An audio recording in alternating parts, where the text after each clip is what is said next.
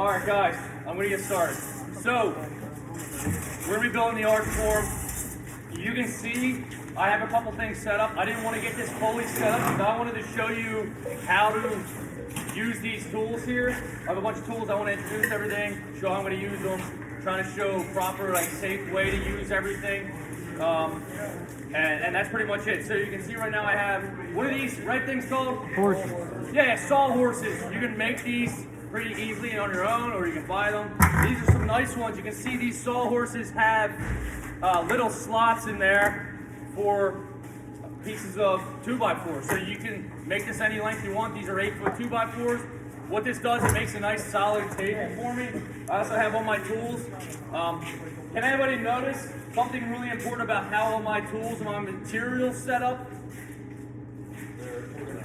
We're organized and also not in my walking area. So one thing that's gonna be important when you're using a tool, and if you're done using it, you gotta put it, under your table or out of the way so you have a nice clean. Because what happens is you'll be picking up something and you're gonna step backwards and you're gonna pull your stuff. So same thing in masonry, carpentry, everything. You need to have a clean workspace so you don't fall over. And never say, oh, I'll remember it, because you won't. All right. What do I want? First thing I'm gonna grab is my table. So this is just a scrap piece of plywood. So we have a bunch of plywood back here that you guys can use. It's left over from Skills.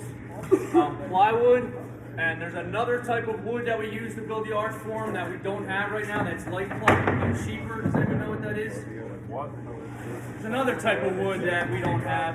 OSB. So we have OSB. It's a little bit cheaper. This is a little more expensive, but we have a lot left over, so we can use it up. It'll have the same effect. So basically, this just sets my table up, and now I can work here. All right. First thing I got to do is I gotta mark out my arch form. Before I mark out my arch form, I need to make. In the past, I don't know if anybody saw me. I would use a screw and a string line, and I would put the screw in, and I would swing my string line. I would give my radius, but I found something a little bit better, and you'll see what it is and how it all works. All right. What I'm going to use to make this little jig is this right here. This is. Does anybody know what this is? This is also plywood. What kind of plywood is this? It's definitely thicker than this and more expensive. This is cabinet grade plywood. Pretty sure it's birch. It's birch. So this is actually really expensive stuff. But this is a scrap piece and it's going to work well for what I need. All right. So what I'm going to do is I'm making a jig for swinging my radius, all right, and you'll be able to fill in all that stuff as I get there. I got to cut a little strip of this out. So what I'm going to do is, these are clamps, speed clamps. These are pretty nice, good to have handy. I know masons can use these for cutting stuff. Carpentry, they use them all the time. We have a nice selection of clamps back there. What I'm going to do is I'm going to clamp down this piece of plywood to the board. And I'm going to make sure everything's nice and tight. If you're cutting with the circular saw and things are sliding around and moving, that's when you can have a potential to hurt yourself. All right, and it just makes it more difficult. So I'm going to just take the time, make sure it's hanging off a little bit. I'm going to clamp this down nice, so it doesn't move. I have a couple clamps here, so I can do this. The reason I slid it down is because I wanted to clamp to the end of this so it doesn't slide. See how it's moving? Don't want that, so I'm actually going to slide it down a little bit. What I've realized, take an extra second if you have the stuff to set everything up nice for yourself. So just to make it makes it a little bit easier. All right, clamp that down. I'm going to clamp this down, just to clamp here.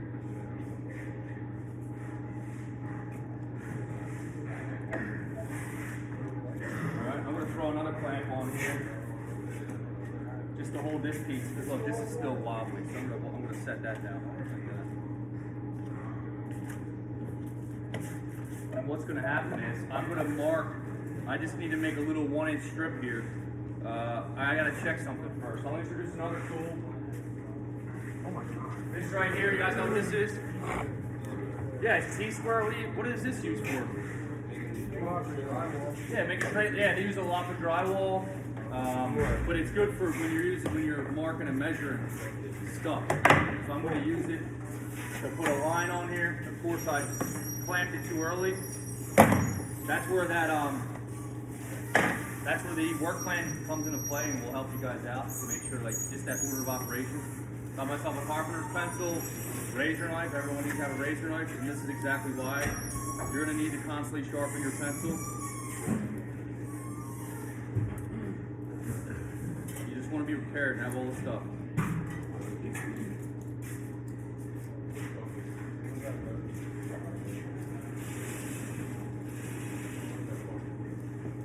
Once again, same thing. Take an extra second. Make this point really nice, just because it will give you a nice clean line.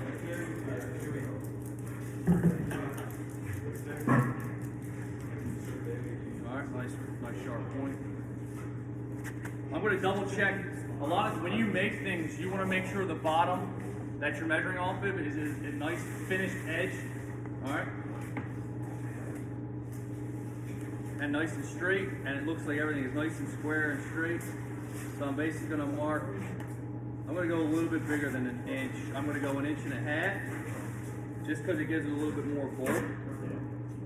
And I am going to mark that. What I'm also going to do is I'm going to mark the center of this, because there's a couple things I'm going to need the center. So what's the center of 1.5 inches? 3/4. Yeah, 3/4. Boom. So we got 3/4. And all the measurements are right here on this thing. So I'm just using that. If you need to, you can always use, I have a tape measure there. What I'm going to do for most of my stuff is I'm going to use my stick rule. I like the stick rule because it doesn't have, it's not as wobbly, and it's a little more solid, so sometimes it's easier to like swing and do things with in this situation. So I'm just going to use my stick rule, but you can use either. Could you mix by hand? You can always get the little barrel mixer, or appreciate that. Alright, so look, I got my lines on here. Now I'm just going to cut this little 1-inch strip off. Another thing that's important is I need it to be the right length. So this is going to swing the radius. So what is our opening for the arch? How big is our arch? It's 4 feet. So what's the radius of 4 feet? 2 feet. So I'm going to cut this 2 feet. I'm actually going to cut it a little bit longer because I need a little bit on both sides. So I'll cut it 2'4". I could leave it this length, but the problem is when you have so much extra, you might run into things or hit things. So I'm going to cut this around 2'4" and that should work pretty good for me. So I measure from the bottom, put my stick rule up, 2 feet 4 inches, 2 feet 1, 2, 3, 4. Just put a little mark, and then I'll grab my square, put it on here. I like everything nice, straight, clean lines. It's just gonna, if you make it and measure it real straight, it's just gonna help you in the long run. So, what did you just mark out? 244. But I marked out because what I'm doing is I'm making a little piece of wood, a jig to mark swing my radius on my piece of plywood. I have a piece of plywood sitting right there, and I'll show you what that looks like. This is just making my jig, all right? And this is something that you guys can do to practice, but once we make 1 or 2 or a couple, you guys can reuse them. Just so you understand the concept, all right? So I'm gonna clamp this down, so we're clamped there. I'm gonna clamp it right here, just so it doesn't move or slide. Look, I clamped this piece of wood down, and over here, I'm doing both at the same time. I'm clamping the wood to the piece of 2x4 here. These have little quick connects, and then you just tighten them down. Tighten them down, tighten them down, good. And then you can see, like, that thing is not going anywhere. So I go to cut, it's gonna cut nice and easy. I have 2 circular saws here, right? Does anybody know the difference in these? That's a good observation. Do you know what the difference is? Good. Are these both circular saws? Yes. Well, that's good. They both cut on angles. They cut on different sides. Yeah, this one here is a worm drive saw. This one is not a worm drive saw. This worm drive saw is a little bit more heavy duty. So if you're a carpenter and you're cutting lumber, thick lumber all day, carpenters typically use these. Right? These will last a lot longer. It's just the way the insides are done. So I'm going to use the worm drive. A lot of people are more comfortable with this saw. It's a little bit maybe smaller and lighter and easier to use. This one has a lot more power, and if you're cutting all day, every day, this is what carpenters typically are going to use. But it's definitely situational. So I'm going to use the worm drive saw. If you want to use a worm drive saw, you can. If you want to use this one, you can. One thing that's important when you change the blades on these, the worm drive saw is a reverse thread. It spins the opposite way that this one does, and it just got a lot more power. So anyway, I'm going to use the worm drive saw. A lot of times in masonry, we would use the worm drive saw with a masonry blade. Really handy. The only problem was the dust control was 0, so we stopped using these with masonry. Silicoses, right? Not good. We cannot be doing that. So anyway, I'm going to cut this. One thing I don't have, which I should, is tension cord. Boom.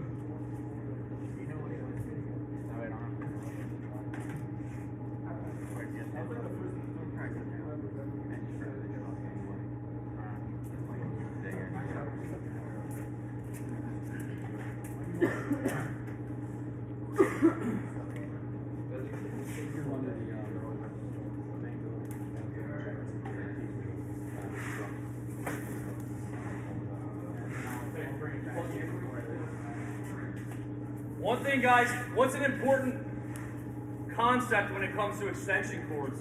Make sure they're wrapped up right. Make sure they're wrapped up right, yes.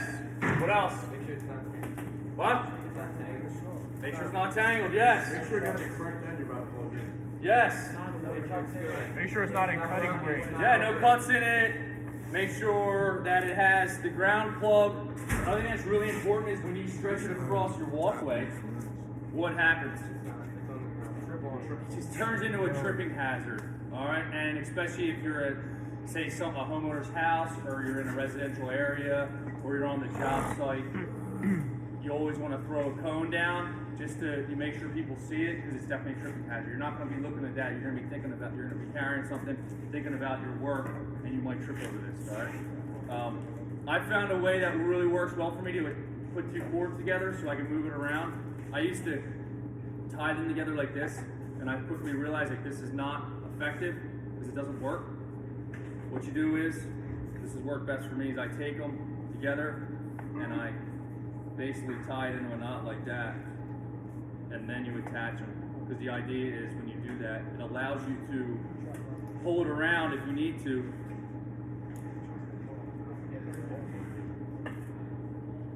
And it allows you, if you want, you can pull this, and this is not gonna, it's tied to itself. Right? And I learned that I was, dropping cords down the sides of buildings, just didn't have time together. All right. Anyway, worm drive saw. So I'm just gonna cut this. When I cut with a circular saw, I like that total control. I see a lot of people like go, and also I'm using my left hand. This saw is a little bit different. I can do it this way, but just for the way I have it set up. But I have total control of this thing. I don't like when people put hands here or kind of stretch with one arm. I see it all the time. It just makes me a little bit nervous. I saw a guy get cut with one of these extremely bad on his leg and put him out of work for a while. Pretty nasty stuff. Just be very careful. These wood blades can cut you pretty bad. All right. So what I'm going to do is you can just push. This is a safety guard. I can just push this saw through, and this will go up on its own. I like to hold it to get started, and it just kind of starts. It goes a little bit easier because sometimes if you don't, it gets caught, especially when you're cutting little stuff. So I hold it to get started. All right. You hold the blade away from the wood, and then I start it, and then I roll it, and then I roll it into the cut. I don't put it against the wood and then start it up because then there can be issues. All right. So now I'm going to just line this up.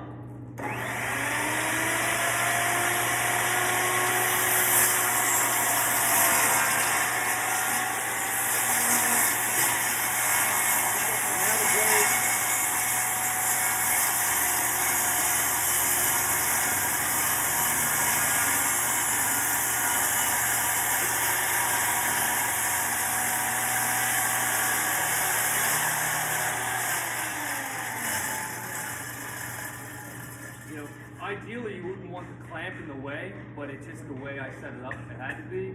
I wanted to show you if you have to stop the blade in the wood, that's the proper way. You just let it go, keep it in the same exact spot until it completely stops. People get in trouble when they let it go and try to pull it out real quick, and then it can jump around and it can potentially hurt you. All right.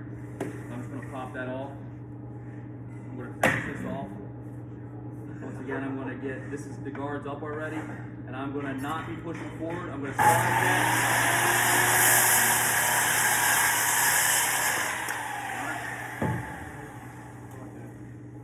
You can see that that's a pretty rough cut. This doesn't matter. If we wanted that to be a clean cut, we would need a different type of blade, a nice finish blade. It would be a little bit different. But anyway,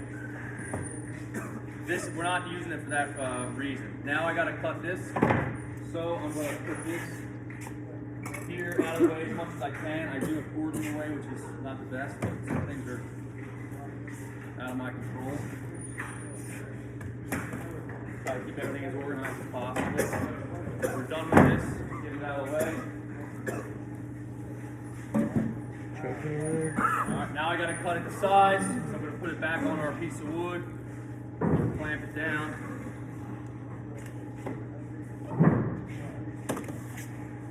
Slide it back here. Just want to always have it clamped so it's solid. So I only got one clamp on here, but I only gotta make a tiny little cut. Yeah.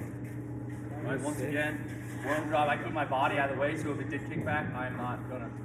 I always have learned to do that. I'm definitely very wary. And once again.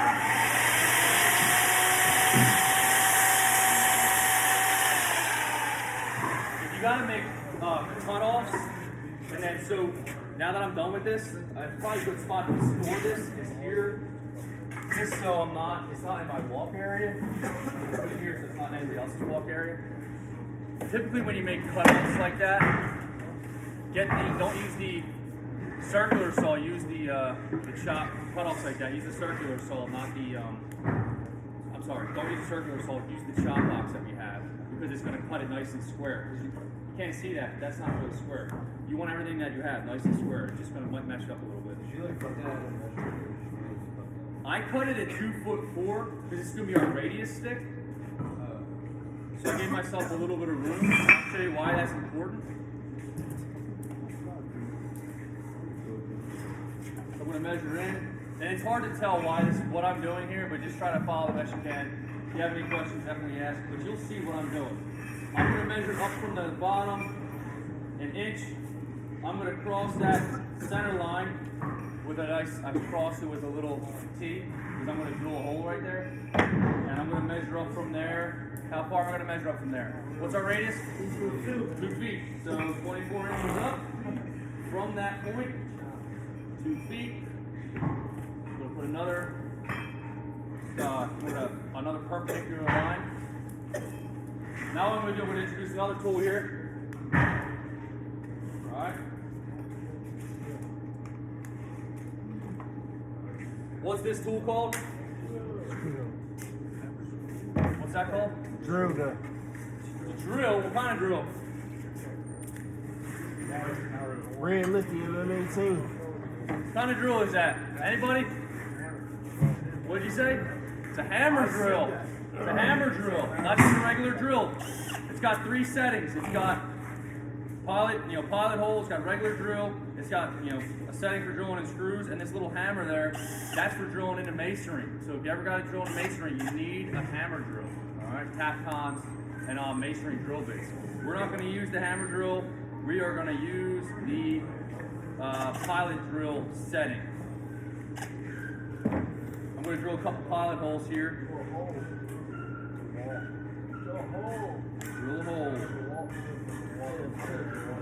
We have to do a walk bit and a Milwaukee drill. It's okay. Crazy. All right. I'm going to drill a couple pilot holes here.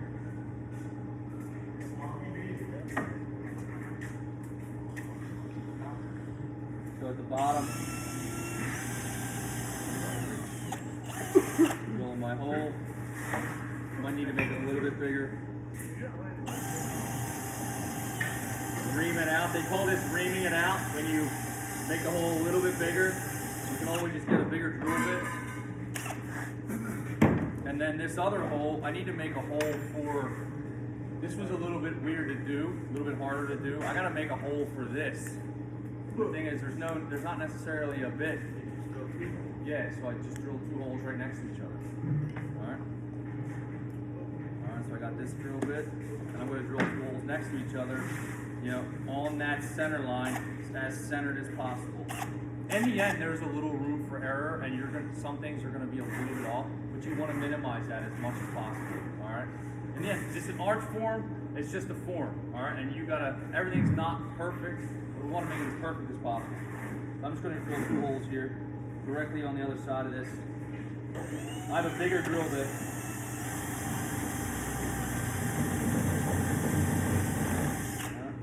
And then one right next to it. As square as possible.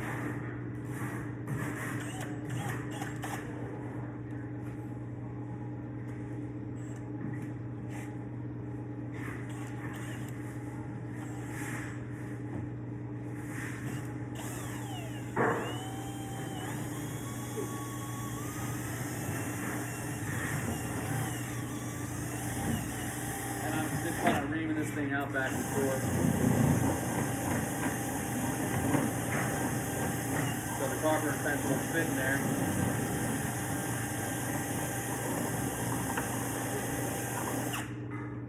There you go. I got like a little oval hole. And the idea is this should slide in there. Boom. So it's pretty snug fit. So is that pencil? It's like a glove, right? Is that pencil? The pencil, I'm going to double check, the pencil's right at 2 feet.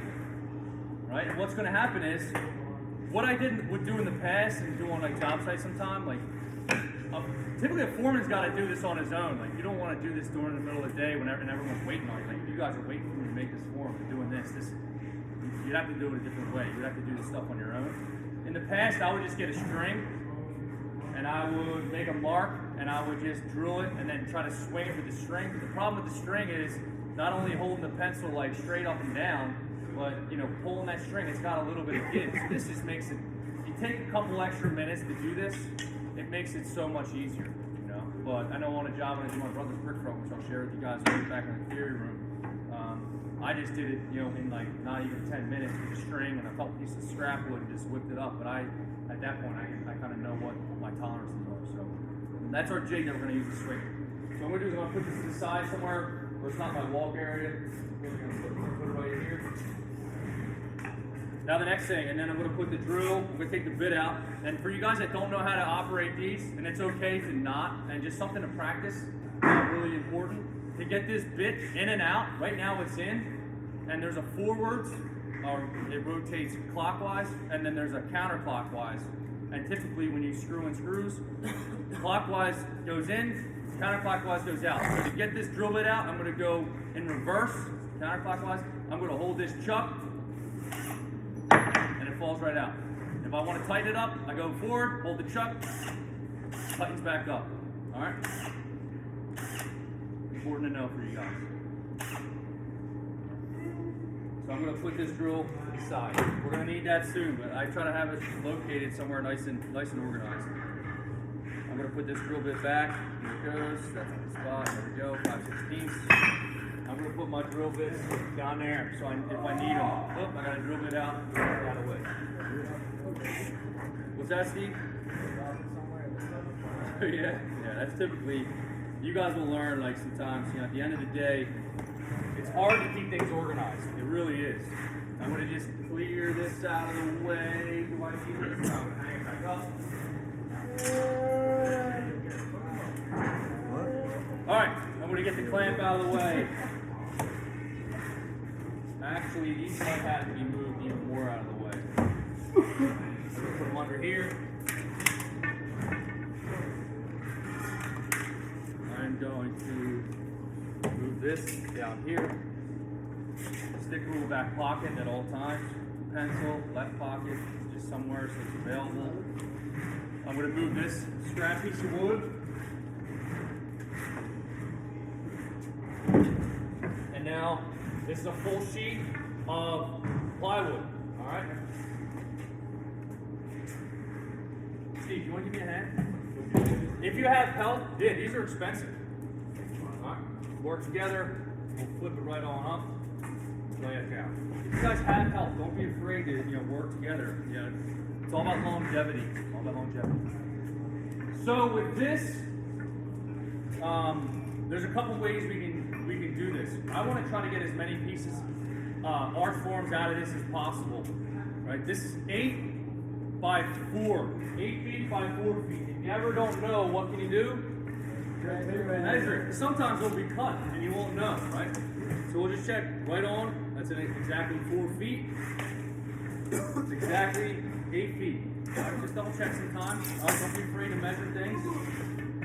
So, to maximize a piece of plywood, the goal is we can get, because remember we're doing 4 feet. So how many 4s can we get out of 8? We can get 2. So we can potentially get 1, 2, 3, 4. That's the goal, to try to maximize. Because Finley, like you said a couple minutes ago, expensive. You go to Home Depot and you need this stuff. It is expensive. Alright, so anyway, we want to try to maximize. What I'm going to do is I'm going to locate where all those things are going to be. I'm going to pull my tape measure out. I'm going to mark with my pencil. That's in my opposite pocket. I'm going to mark 4 feet. I'm going to cut this, just mark it right in half. 4 feet, the crow's foot. I'm even going to cut that in half. I'm going to get, this is going to be our radius swing, 2 feet. I'm going to put all my marks on. 6 feet, just 2 feet from the other side. If you need to, just readjust it and pull from the other side if you need to, alright? And then with this mark, I'm going to use this T-square that I put away. I'm going to just put a visual mark on here for myself. This is all the factory ends. So this T-square should all be relatively square. You got to realize it'll be difficult using this. When you cut this, it's potentially going to be out of square. It's going to be out of square. It's almost impossible to cut these things perfectly square. So if I cut that, using this on this side, on the cut edge, won't necessarily give you a square. You always want to try to use these on a factory edge. So that's the factory edge. We got ourselves right in the middle. That's our radius swing point. And now I'm going to show you how this little jig works. Another thing that's going to be important with this jig, right, that was a little difficult in the past, we would locate that and then we would basically try to screw this in on like an angle, and then it just was weird and difficult, it wouldn't swing. So I'm going to introduce another little concept that I added in last year that worked out well. I'm going to put a piece of, I don't know if it's called a ledger or just a piece of scrap wood underneath that I'll be able to drill directly into, that will allow me to swing this from my radius point. Because if I drill this into the wood a little bit up, that's not a true radius. Remember, we have this has to be exact, because we got to get exact. This is exactly the right size for what we need. So if we adjust it the wrong way, it's not going to work. And that might be a little confusing, but I'll show you what I'm going to do there, okay? Let me grab a piece of wood. I'm not going to use that. I will use scrap wood.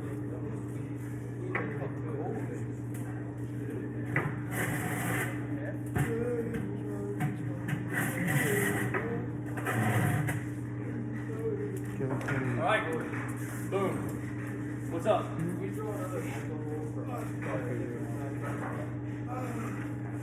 mean? Some of us are at 46. Yeah, you can do that. So the question is, Matt, say, can we drill a different pencil? You guys, you can make it whatever you want. You have more wood. I'm just showing you that it's the same process for the most part. Yeah. So yeah, if you want, you can just drill another one. What I'm going to do is I'm going to take a piece of scrap 2x. I'm going to put it directly, and I'm going to put a center line on this too. I'm going to put a center line on, and I'll show you why that's important. All right. So it says 2x4. What's the thickness of a 2x4? Well, it's actually, they're not, 3.5. They're not 2, they're not 4 inches. They're actually 3.5. So what's half of 3.5? 1 remember, if you notice, I'm putting center lines on a lot of things. You want to make sure you put the center lines on and line everything up, just so everything cuts square and nice and right. So I'm going to put a center line on using this piece of scrap wood, 1 3/4. A little trick you can do is I'm going to put my finger at 1 3/4, and I'm going to just drag that down. That's going to be 1 3/4, but you could always mark 1 3/4. You can mark 1 3/4, and then you could use this to make it straight, or you could use your, the big old square. It's not a straight line. It was already pretty straight, but I want it nice and clean. Nice clean lines, guys. It's going to really help everything. It helps your eyes pick it up better. If it's sloppy, it's going to be harder to pick up. So the goal is to make it nice and clean. And then what I'm doing here is I'm just lining this. Oh, another thing I want to do is I'm going to do a perpendicular line, because what I'm going to do is I'm going to line this perpendicular line up with the bottom of the form. And then this piece of wood's a finished edge. You probably use a speed square. I'm going to go right in the middle. It doesn't really matter. This just helps me. I'm just trying to put this on so it's square. So they still got a little cross there, nice and square. And then I'm going to put it underneath, lining it up with the 2 foot mark that I put. And that perpendicular line, you guys, I don't know if you want to see this, if it makes sense. If this doesn't make sense to you, just take a quick look to see what I'm doing. I'm going to line that perpendicular line up, and then I'm going to attach this with 2 screws so it doesn't wobble. And then I'm going to get my drill. I'm actually going to grab a different drill and do this. Yeah, everyone's saying it already. It's a different drill, right? This one right here is an impact gun. Really nice. This it drills, and it's kind of like a hammer drill, but it's a little bit different. It's got the same. It's the same concept. I'm not a carpenter, and I'm not. I just know how to use them, how they work. But you kind of go pretty in depth with what these are. But I like using the impact in this situation. I'm going to get myself a couple screws. What we have are they're probably a little bit longer than what I need. They should be good. You can always double check. Like by holding it in there, it's gonna poke through the bottom a little bit, but we're gonna remove this, so it doesn't really matter.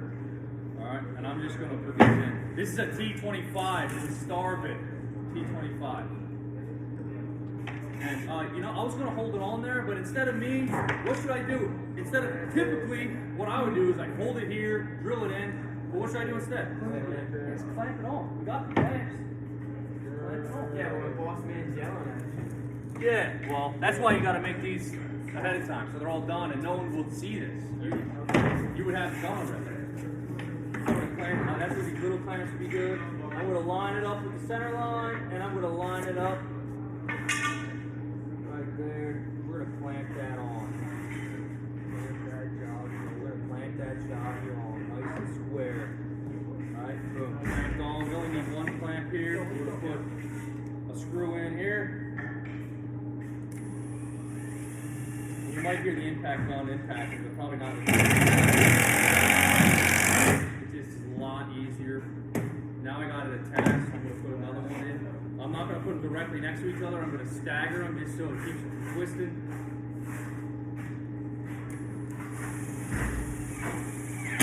All right, I'm going to hold it nice and straight. Nice and everything's good. Thing is not going anywhere. You guys should probably hop up and take a look just to see what this looks like. Just hop up, swing around, take a look so you can see what's going on here. Alright,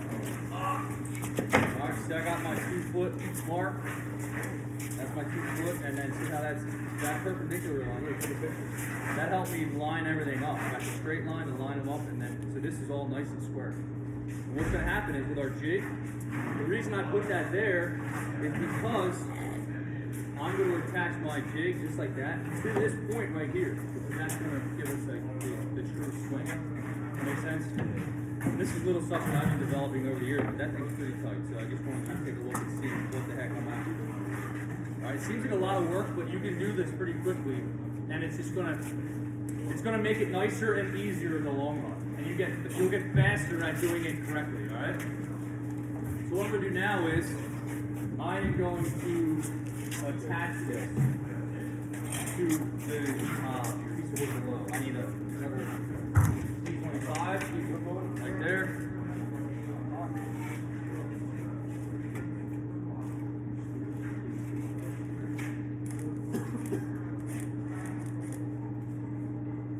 Put that right in the center of that cross.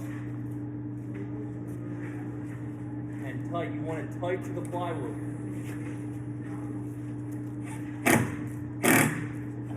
Look, that thing swings. It's pretty tight on that radius. And then when you see, it should line up.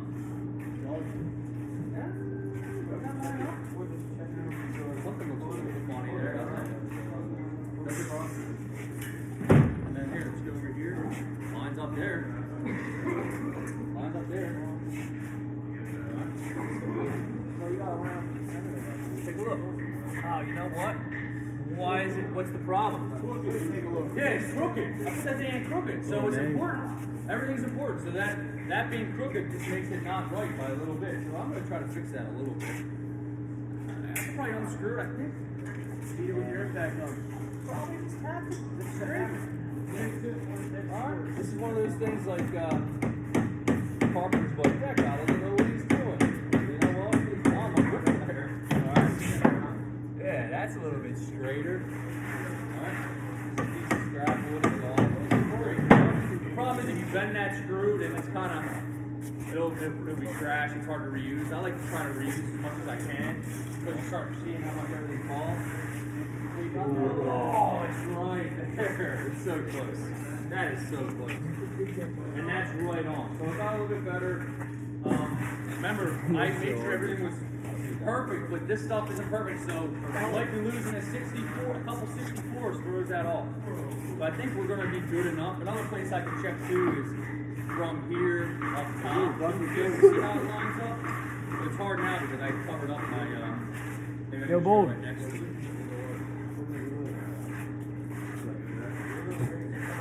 I'm going to just hold that right there too. See what we got.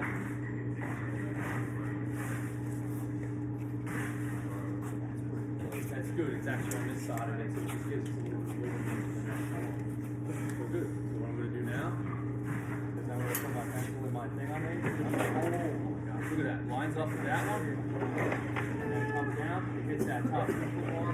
It's all. Oh, man. It's so close. Right to that edge, which is going to be good for us.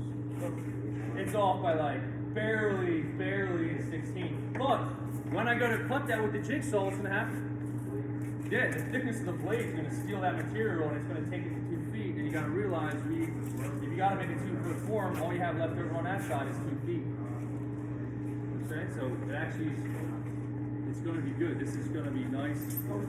And what we in the lines up really nice here, and then the next one will go basically from here to there. All right. So in the past, you can use just the string line for this. I recommend this because it's a little bit more work on the front end, but if you learn how to kind of mass produce this stuff quickly, it'll make it easier, make it nice. You said this all steals like this material. So like after you cut it will be a hair short. It'll be a hair short, but that's where with the masonry you have some tolerances, and that's where you will be able to then. Ours, I'm pretty sure it was an 8, 10, 16. Yeah, so there are some tolerances. What you guys are learning now is how far you can push those tolerances.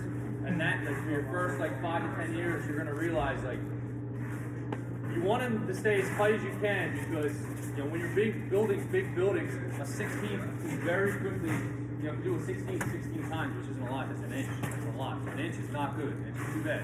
2 inches is not good. 1/4 inch is that. To start at a 1/4 inch is not heavy tolerance. That's a little too much. That can grow really fast, alright? So 64, max 16, pushing in 8, you just gotta realize if you make that decision to move forward, it's gonna make it potentially, you're gonna make it potentially a little bit more difficult later on. Alright? Now what I'm gonna do before I cut this,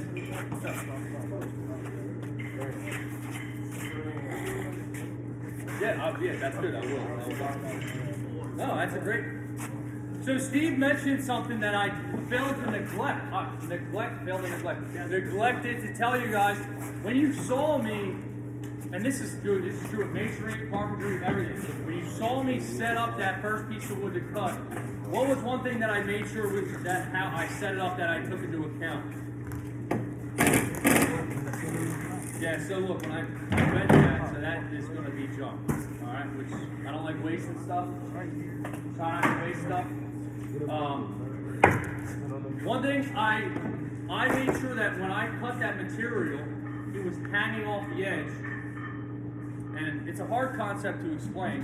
You know, if it's hanging off the edge, so I got the sawhorses here, and I cut this here, this will be allowed to fall down, and it will be able to cut nice and clean and fall off. If I were to hang it like this between the sawhorses and try to cut directly through the middle of that thing, what am I going to run into? What's that? It's a Terry tunnel. Kickback. Not kickback. It's going to pinch. They're going to go like this. They're going to fall in like this, and the tops pinch the saw blade, and it won't cut clean. If you saw when I cut that, nice and easy and clean, fell right off. It's the same thing with masonry. If you go to cut, say, a stone or anything, you set up 2 blocks here, you try to cut through the middle, that saw's going to start binding, and you're going to say to yourself, why is this binding? Because the tops are pinching it. So you always want to be cutting off the end. Right? It will be a little bit different with cutting this, because I'm using a jigsaw, but when you're cutting straight cuts, you always want to set up so it's hanging off the end. You can't cut right through the middle. Like if I wanted to cut this piece of wood right here, that would pinch. I would have to slide this sawhorse over to here, clamp it down tight, have somebody holding this and slowly lowering it down, not pulling up, because if you're pulling up, it'd be pinching. All right. So anyway, that's a great point, and that's what you guys are going to do. And also the pinch point, when they pinch, you can jump back at you, clutch you. So I'm going to take that drill. I'm going to take out this thing. The problem is, in this situation, with these screws, you have to be careful, they're hot. The top half of the screw, there's no thread there, so right now it's just spinning. So if it's just spinning around, it came right out. Sometimes when they just spin, you grab a piece of wood and you push the bottom, and it'll get it back to the threads. I'm going to put this over here. I'm going to reuse it. I'm going to clamp her back on. I'm going to move this giant clamp out of the way. I'm going to take my little clamp.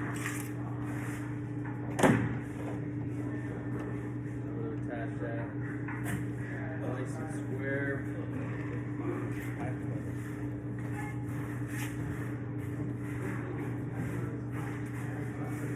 Remember, with like all the lines you make, like every time you make a line and cut a line, you potentially lose a little bit of tolerance one way or the other. So really try to make everything as perfect as you possibly can.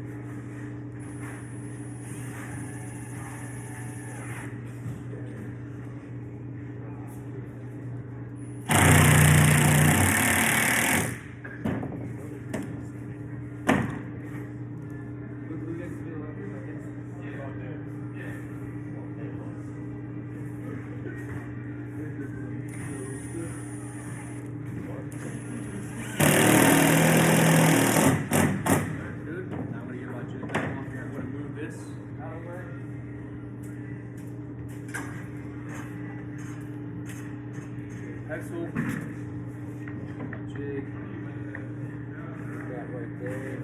And two, with this jig, the thing that might even help me is if I put a little cross here, that would even help me line it up even better to the bottom. I could just line the cross up to the bottom of the finished end. Remember, it's all finished ends too. Like this little jig I made with the cross wouldn't necessarily work on a saw cut because it would be all a little wonky, all right? Grab another screw because I wasted one. Nice straight screw.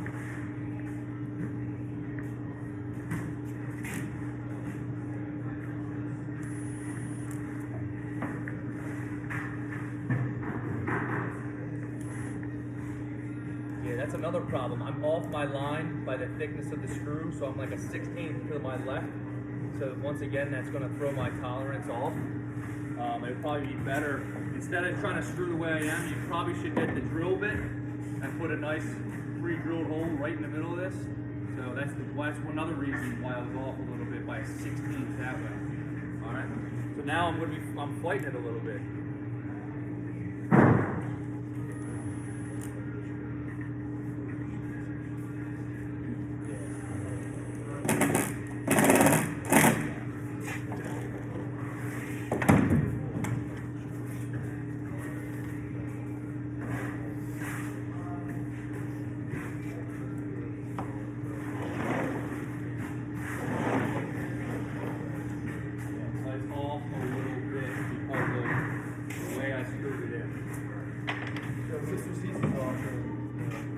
I'm gonna fix it.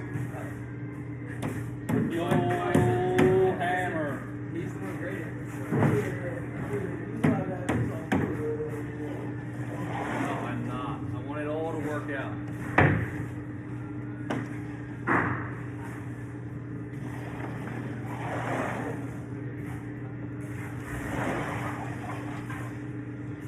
Nice. So that works a lot better. The only problem is I got, multiple lines here. I don't like that. There's an eraser. I'm going to try to use a sponge or my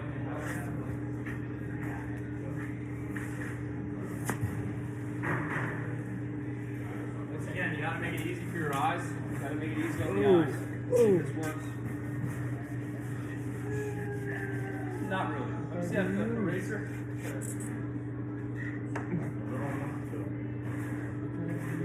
Oh, that works really good. My eraser. You're not going to have an eraser left.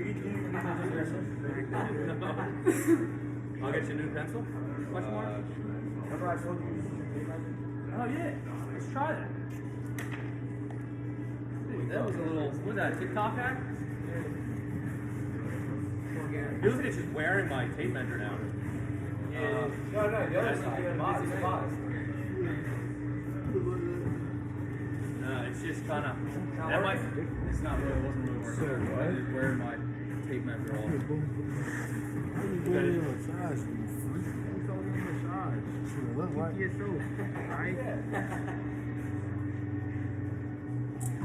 I did put these lines on pretty solid.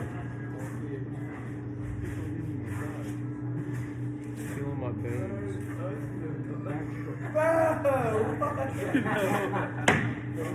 Thank you. That's actually better, right? Good. That should work good for us. I'm going to remove this. I bent this one again, another wasted screw. When you have to start like bending things like that, you're gonna start, it's not gonna work well. It'd be better just to, excuse me, I just want to flip this piece of wood and just remark it on the other side and just pilot one directly in the center just so it just lines it up better. You guys understand what I mean by pilot hole? Yeah. Good. Well, you just take one of these drill bits, right, and you just pre-drill a little hole in there just to line it up better. If you can see this piece of wood, it's all, here, pass that around. It's off by 16. It just threw everything off. The hole's got to be smaller than the Yes. Yeah, so it catches. Yeah. So that little bit threw me off, that little bit. It just makes everything. And if you have to buy, and you're on a job site, and you need to make this work, it's got to be right. Because remember, these are expensive. It's like, 50, 60 bucks. Wasted if you got to buy a new one. Yeah. And if you got to do that 4 or 5 times on the job, you're starting to lose money. How many Chick-fil-A's can you get with 60 bucks? Oh. One. Yeah, one. Maybe 2, right? But I'm going to put this jig to the side. Here. He's actually thinking about it. My sponge that didn't work to the side. I'm going to move this out of the way under here so I can get to it. Pencil in the pocket. This is just scratch. Wow. Is it just tile that I'm going for? Yeah. And that's he called me. I got to talk to the guy. Okay. What I'm going to do is I'm going to now cut these with the jigsaw. I'll introduce the jigsaw. I'm going to set this up a good way. I'm going to slide it. And like I said, the pinch points are a little bit different with this. It doesn't have as much of a pinch point. But I still want to try to set it up so I'm not cutting into it. Also, I got these 2-bys under here. I'm going to try to clamp this on so I can cut this. Yes. So I can get that all the way to the end. I'm just gonna clamp this thing. Throw it at pole. Now I made sure this is hanging off. It doesn't look like it. The tip of this is hanging off the edge, so I'll be able to cut it in one swoop. I'm gonna clamp that down Tip of what? like that. Nice and tight. Yeah, so right there. Good. Swing this down to the edge. I'll clamp this right here. What's going on? Nice and tight. Once again, I kind of give it a wobble, and that's pretty good. That ain't going nowhere. Now we're going to use the jigsaw. I know, yeah, famous last words. Whoa, see that? Famous last words, right? What's going on there? So the problem is, maybe I should clamp. I only have this clamp for the 2x, and it pulls out of here. So we should clamp this to this to this. Let's get the bigger clamp. That's why you have a nice assortment. And I'm going to clamp this to here to here. Let's do that over. Let's take that down. That's better. All right. Let's do that side too. Good.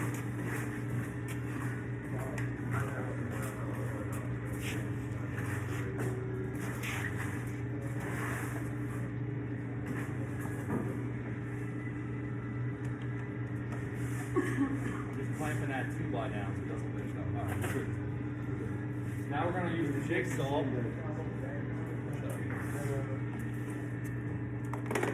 So this is a jigsaw. Make sure with the jigsaw you have a fresh blade. All right, just like anything, it should be cutting good. You shouldn't smell a burning smell. You should smell that fresh wood cut smell. If it's burning and not cutting easy, you're going to need a new blade. Right? So the blades, the jigsaws are here. If you need to pull one in, and to change this blade, you are going to need an Allen key. Alright? Well, let's see how it cuts first. Once again, we're going to plug it in. Right, got a plug here. You could leave it connected, or I can just undo it. Come Bill. Bill. Grab both. Tie them together like that. That's the way to do it. Then you can pull that anywhere. You can hang that off the side of the building. Don't drop it though, because the top will snap off, and a giant electric spark will fly out. Ours ain't going to itself. Alright, the jigsaw, there's not as much fear of kickback with the jigsaw. Because that circular blade, the way it goes, it's got a lot of power, and they can cut you real bad. That can definitely cut you, but it's not as bad as the circular saw. It's a little bit different feel. So anyway, I'm going to now just cut on that line. Which one is it? It's that.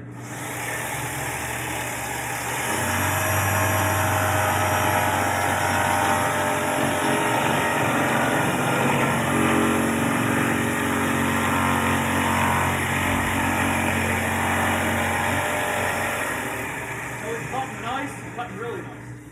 So everything's good. It's rolling. Sometimes when it's hanging way off the edge with the jigsaw, it'll be really floppy, kind of, and it won't work great. That might be a combination of the blade being dull and the clamps not being all the right way. All right. So once again, when I gotta start it back up, I'm not gonna push it in the material and start it. I'm gonna hold it so it's floating free.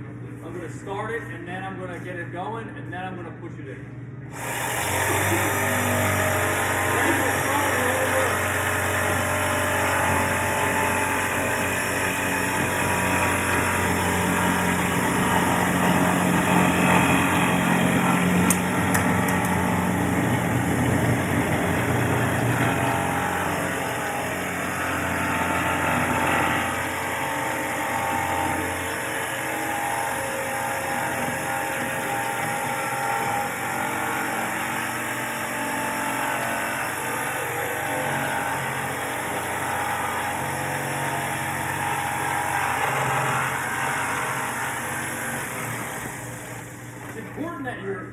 I like to have total control. I want to be right on top of where I'm cutting.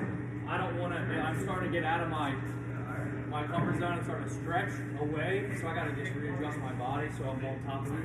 You don't want to just like, you got to see exactly where it's cutting. All right, so now I'm going to just adjust my body.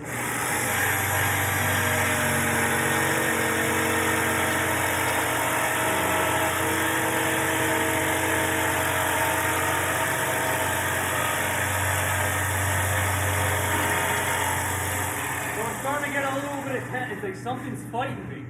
It's not cutting easy. You guys know what the problem is? Yeah, the torque is pulling, right? So once you feel that, don't try to push through it. And I'm stepping on it. So I'm going to adjust that cord around. I'm not stepping on it.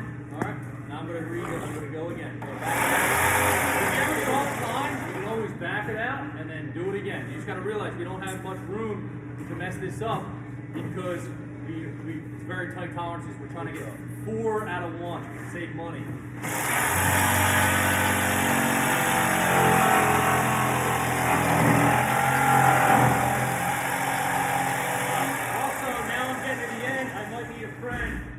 Come help me hold this left end up. So if somebody wants to jump up and just hold this left end.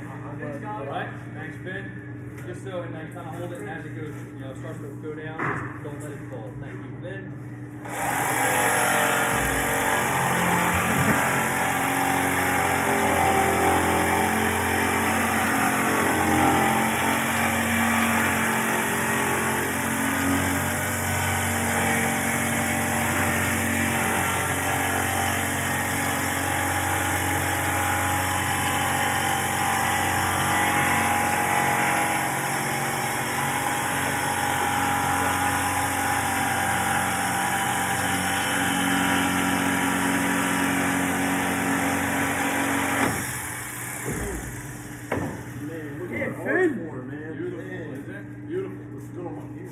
Alright, and then I'm just going to cut the other one.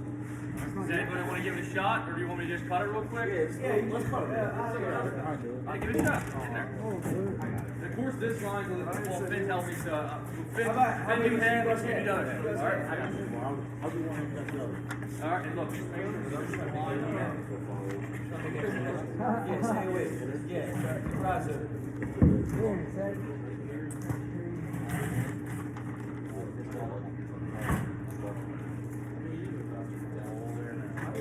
And then just go right. They go right in the middle of the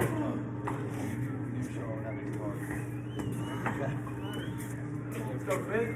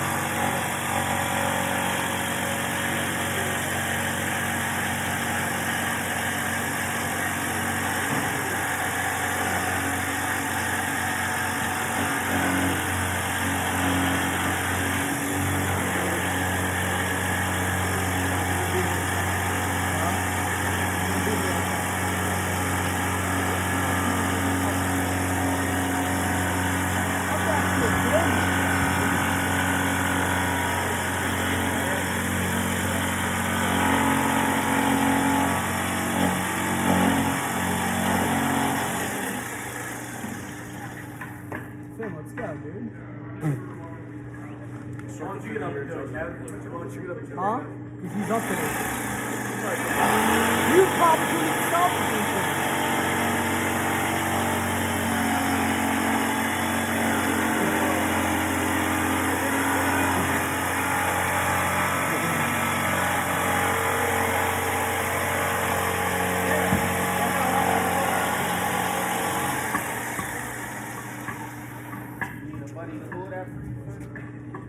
What do you mean by that? Hold what?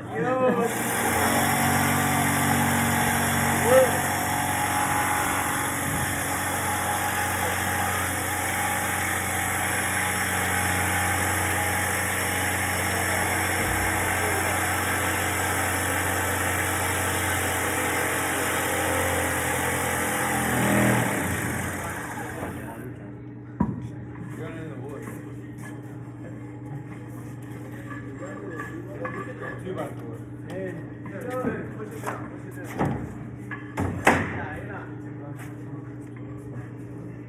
All the way up till we finish putting Think so, bro?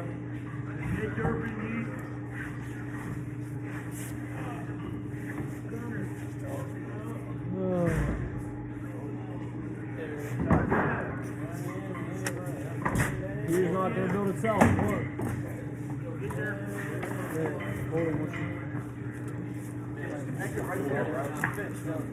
Look like Yachty. I don't know, I'm putting Kuchi in there. We're not looking like a young boy in that Kuchi. He looks like a young boy. You can see that you're still a little fat. In the face, I like that. Not in the face. I also want to boy. You can see it. I was like,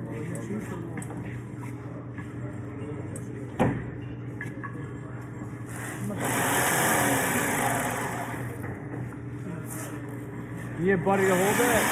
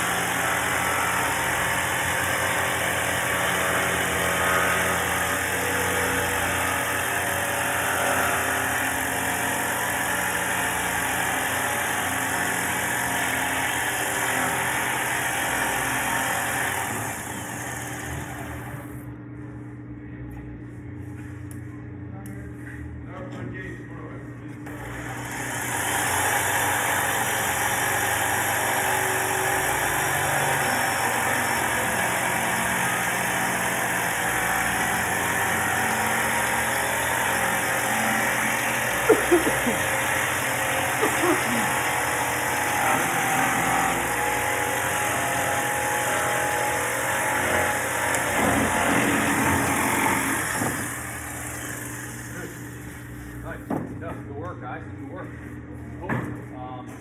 That's pretty much it.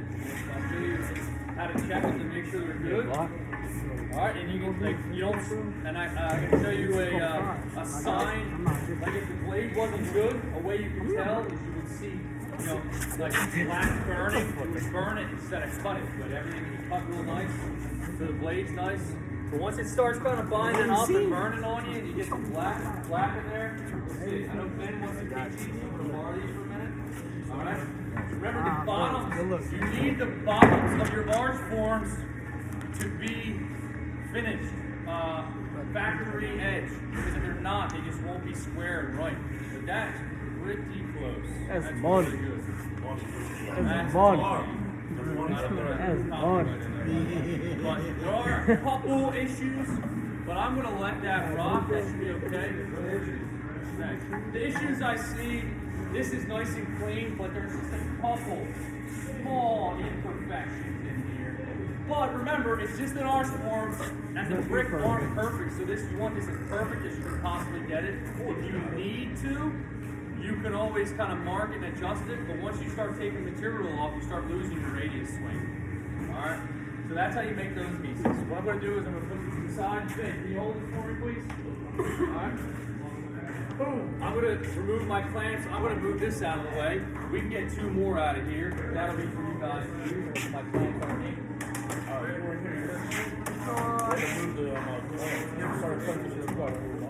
Did you? Okay, yeah.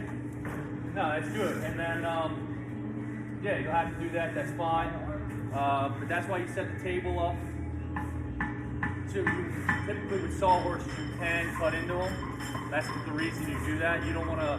I know a guy like that one mud tub that's all jacked up and cut up. A guy, we were instead of using these, guys were using the mud tubs, and the mud tubs, you know, not cut into as you can see. So those mud tubs are extremely expensive. These are only, you know, between $5 to $10 now. They were way cheaper, but The horses. no, the pieces of lumber. These are they're studs. You know, you buy them, so they're cheap. You know, but cheaper. All right, so I'm gonna move this out of the way. This we can get 2 more out of this. Be careful, it's a little sharp, a little bit of a hazard here. I'm gonna put my table back up.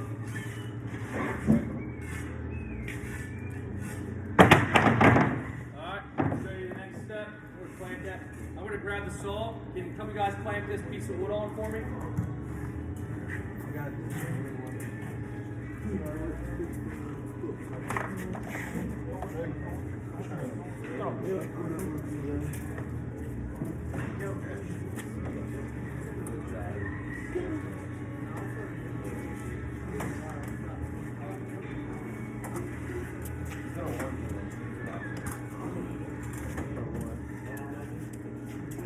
Alright guys, so right here is a miter saw.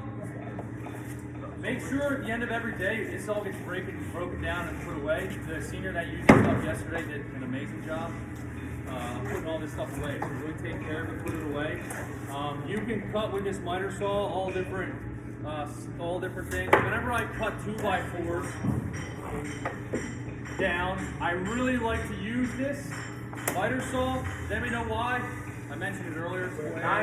Yeah, cuts it nice and square and clean, and it's easy. You don't have to keep doing it. It just stays there, and you kind of just keep cutting them. Once again, it's a wood blade.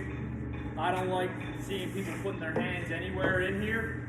All right, I like to clamp it down and use this piece. All right, so what we're gonna do is I'm gonna plug this in. This one I'm not gonna tie it together like I was doing the other ones. Does anybody know why? Yeah, I'm not moving it. It's staying where it is. So I can probably just leave it just like this. Alright? Now, what we gotta do is we gotta attach the 2 pieces of arch form together. Right?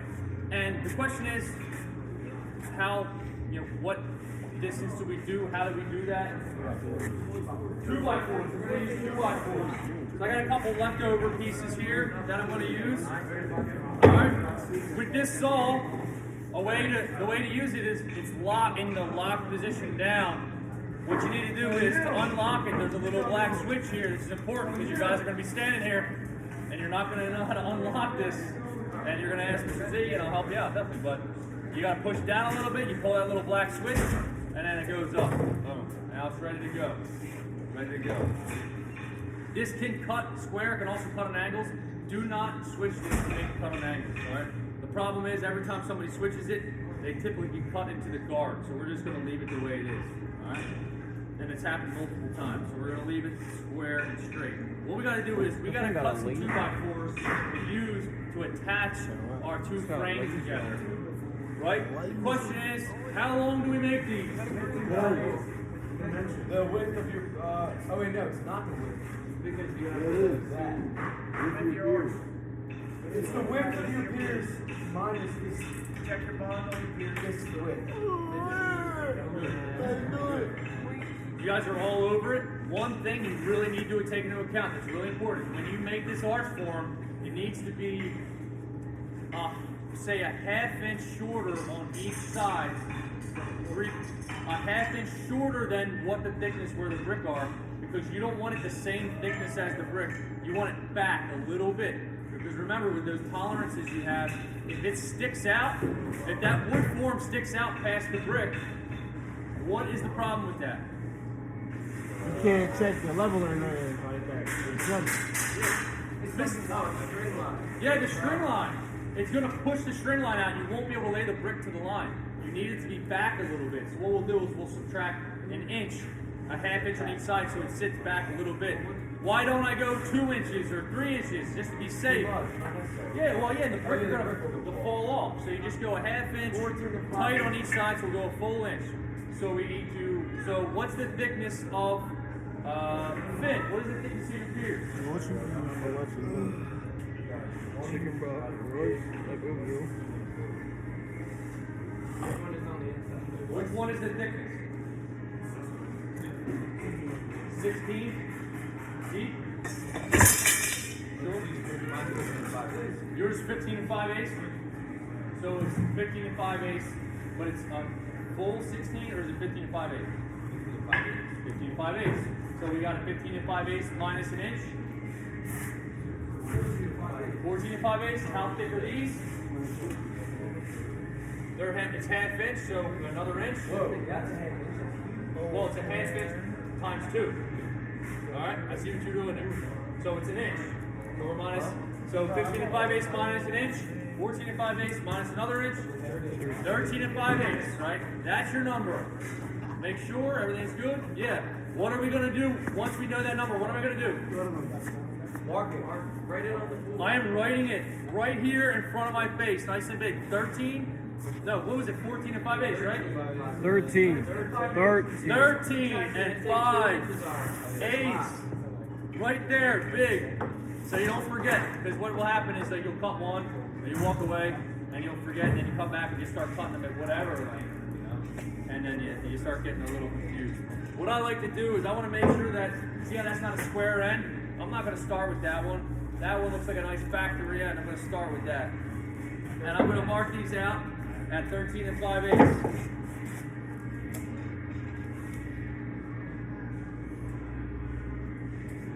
There's another tool that I'm going to introduce that will be good here. Square. Yeah, great. Small ends, you have to roll it and sleep and wash your hands.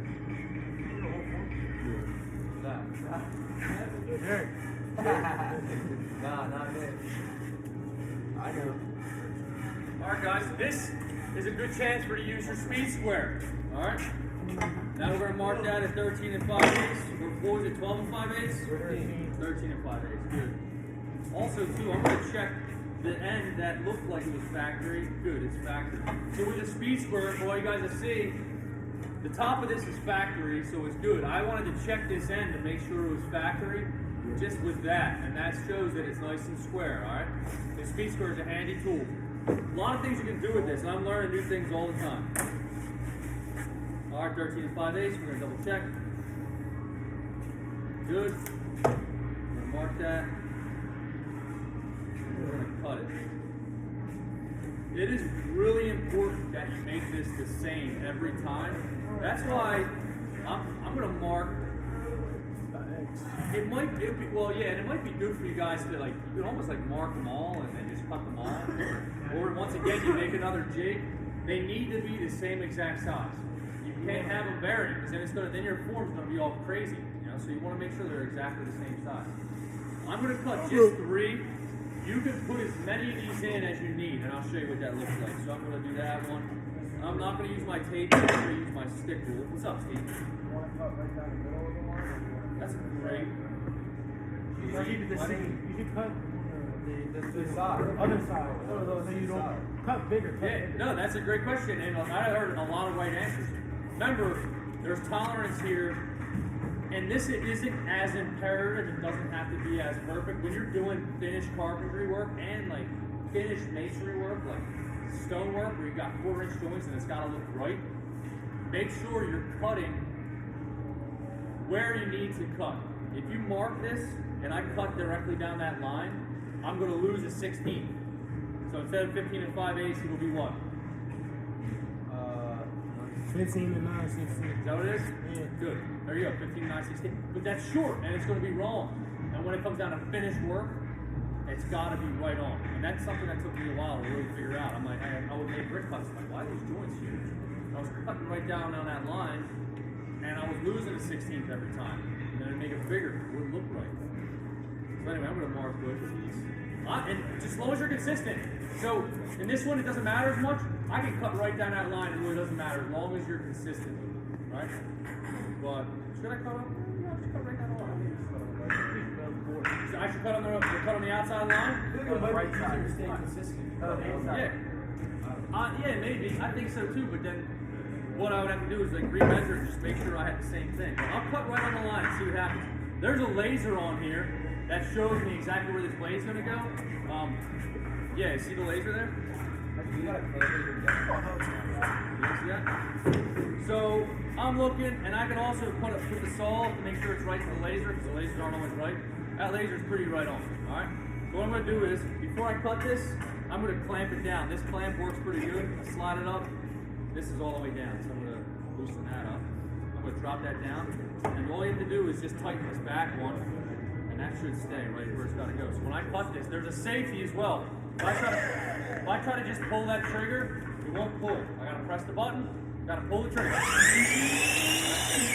I like to keep my hands out of here. Alright. I'm gonna lower it down.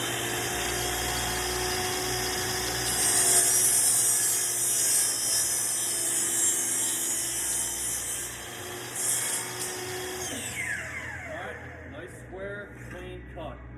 Now I'm going to measure that to double check because I cut right on the line. Let's see what happens. It is now, it's a 16th short of that 5/8. It cut, it cuts an 1/8 inch on both sides, an 1/8 inch, so it's 16th each way.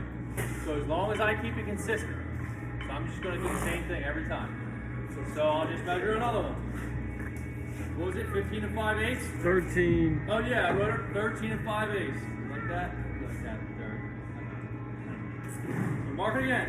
13 and 5/8. Little mark there. I'm going to grab my speed square.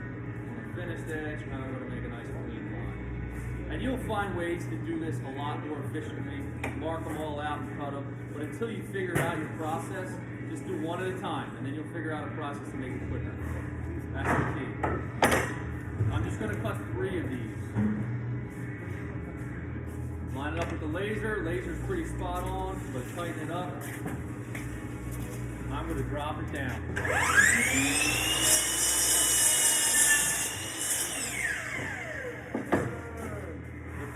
Pretty spot on. Nice. Perfect. Alright, we have enough to make another one. Yep. We're going to do one last one. We're going to go.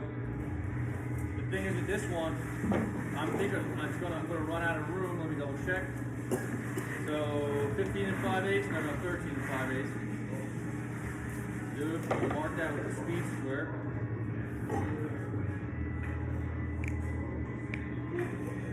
Alright. Problem is, if I go this way, it won't cut. All I gotta do is I just gotta flip her around.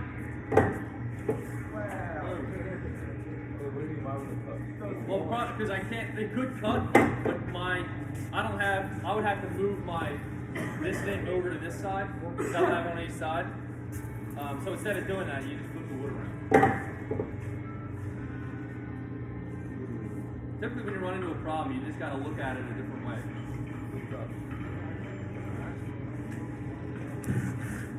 Like tight. Alright, I'm gonna press this.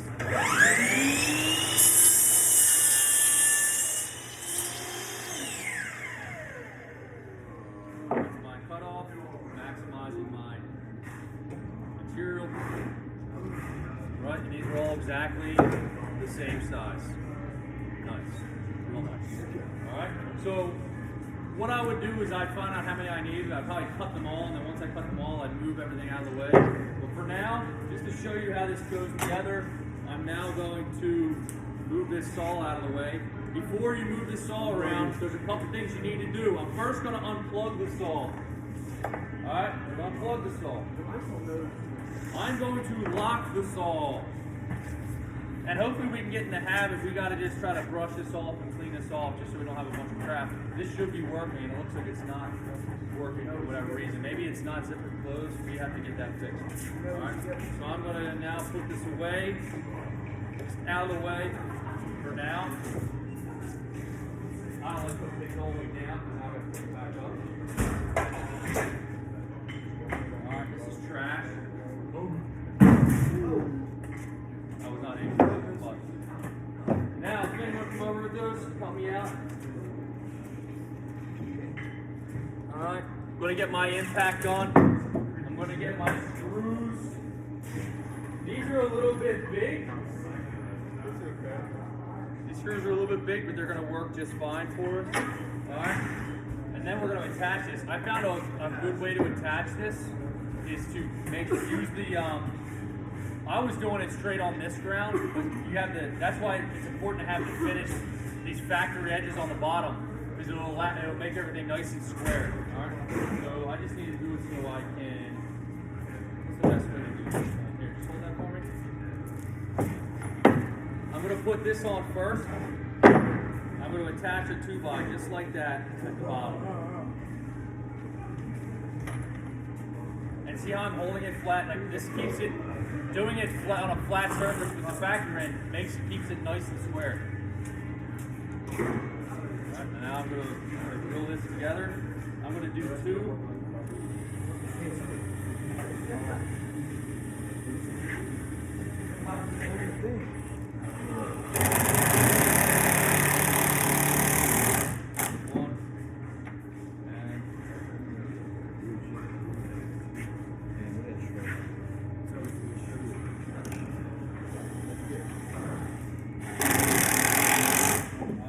That's in there pretty solid. It's so wet. Now, what I'm going to do is I'm going to attach the other one right to it. This is an important step for you guys, this next step, to make sure you build this thing square. You want to build it square. So can you pass me that framing square that's at your feet there? Nice. All right. I have myself a framing square. And I'm going to run the long side along the face of this thing. And I'm going to make sure when I attach this piece of wood that it's nice and square. It didn't reach, so I got to flip it around. All right? And I go, the face is nice and flat and square, tight to there. Bring that piece of wood all the way out. Well, this thing. Good. That's where we want to be. Because what happens is, when I attach this piece of 2x, it kind of moved a little bit. The important thing is to make sure these are square to each other, all right? And you can adjust the 2x. All right, so that's good, just like that. Let's slide it forward, just like that. You see how it's sitting nice and square? And now we're going to attach that.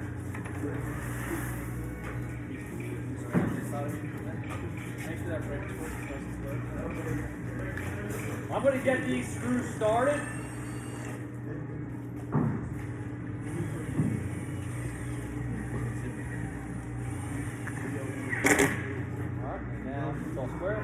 Now I'm going to attach this nice and square.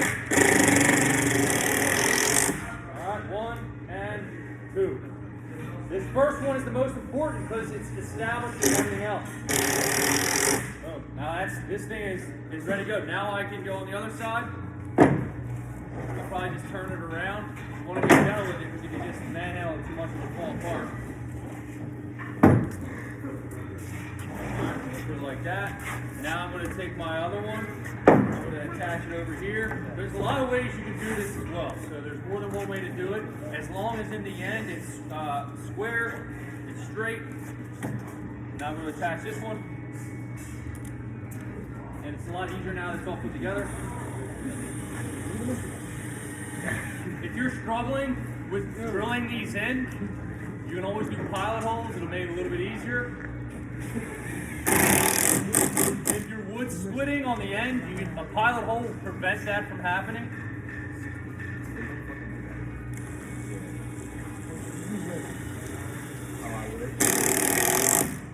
Alright. And see how when I'm putting this together, I'm keeping the bottom flat, and that's keeping everything in line. Right? And you'll realize that's a really important step.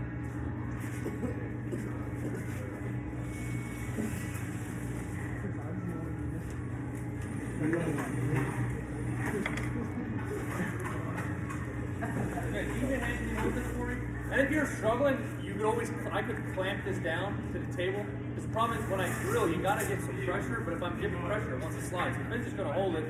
But you can always clamp it down. Firefighting good.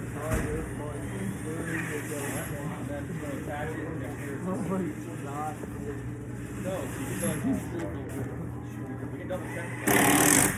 That first one's most important.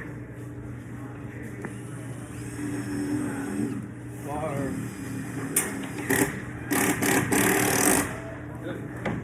You know, and just for now, I do these two, and I'll do a third one up here. Nice and flat. I'll probably put it right in the middle. I don't have the center marked out. That's when the framing square can help, because I can use the framing square to mark my center. Just lay it flat. Measure it.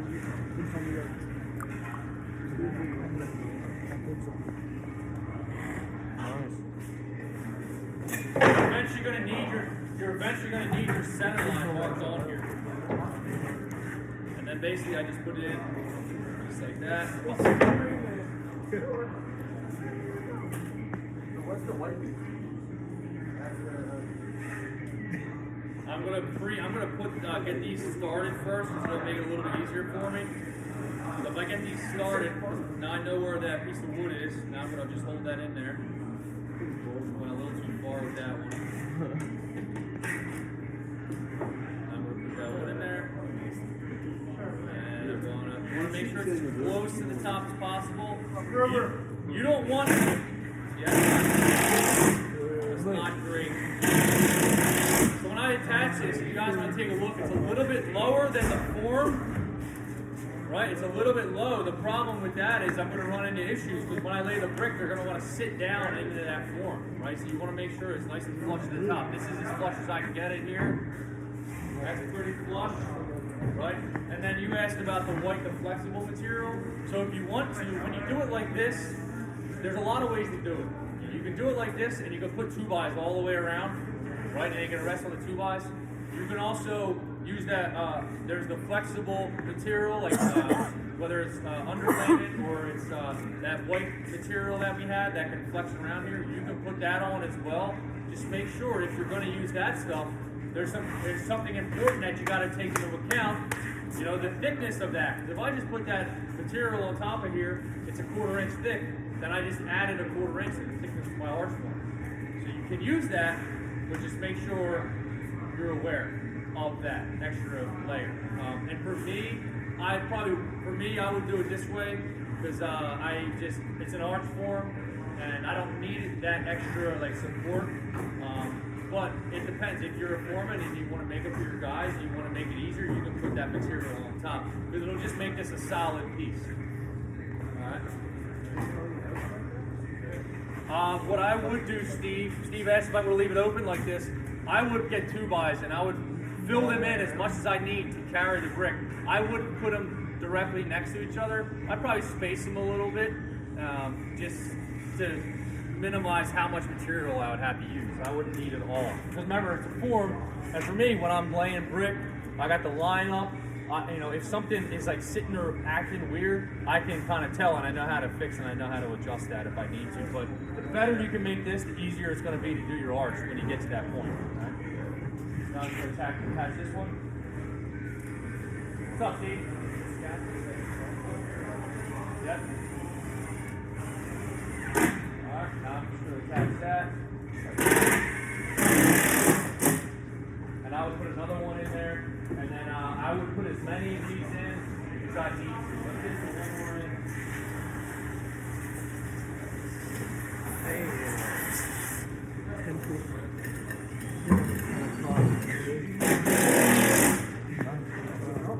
Alright, boom. So that's that. So there you go.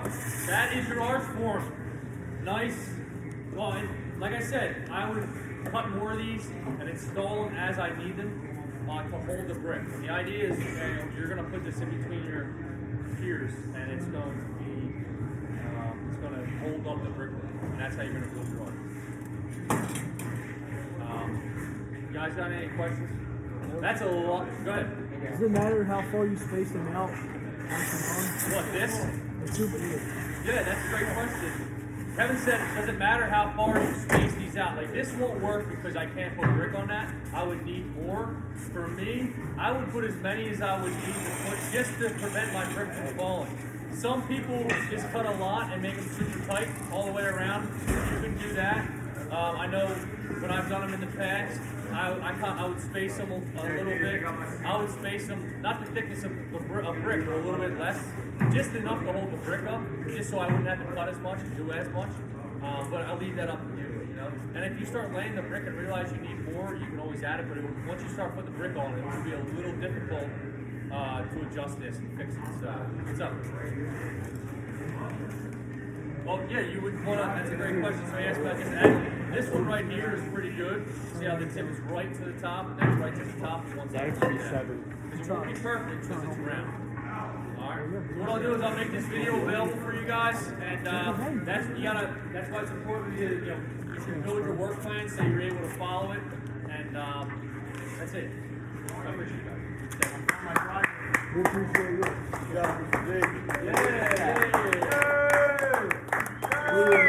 I just want to dedicate that video to Josh Ramirez. You know, What? his last week here in Williamson. Such one.